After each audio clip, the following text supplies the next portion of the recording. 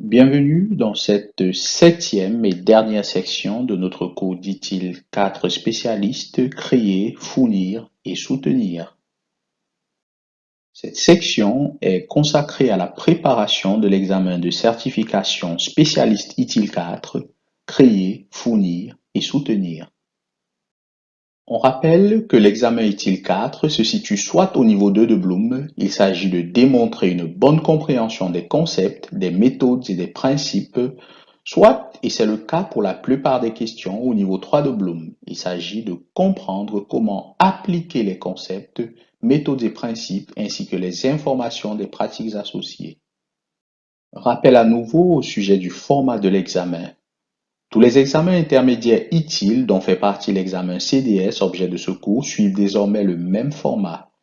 L'examen peut être passé en français ou en anglais. La durée est de 90 minutes.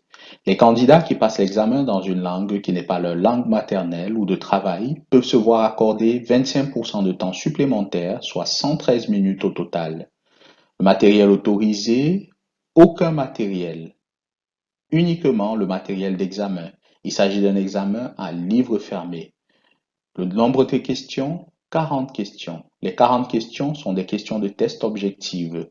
La note de passage, 28 points ou plus sur les 40 possibles, soit 70% ou plus. Niveau de réflexion, niveau 1 et 2 de Bloom. Précision supplémentaire ici, il y a 15 questions au niveau 2 de Bloom et 25 questions au niveau 3 de Bloom. L'examen peut être passé en ligne ou sur papier.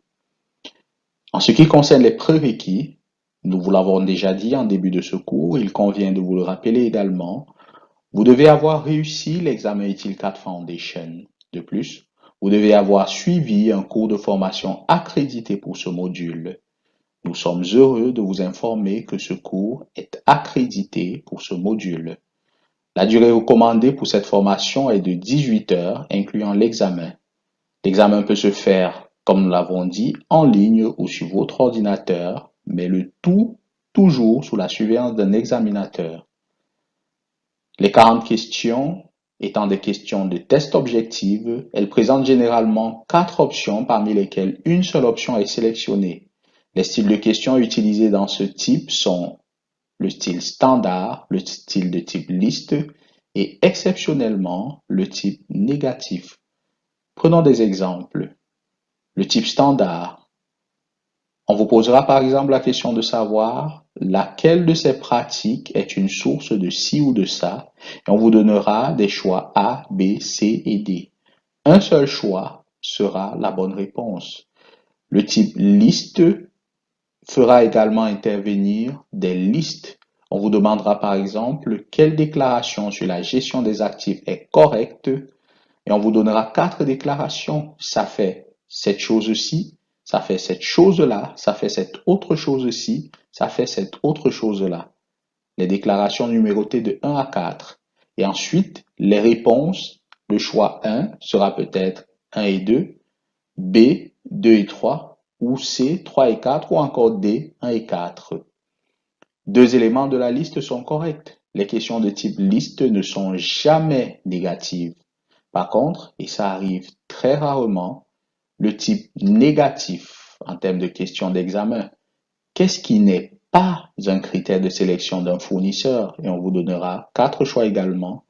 Et la réponse juste sera toujours un et un seul choix.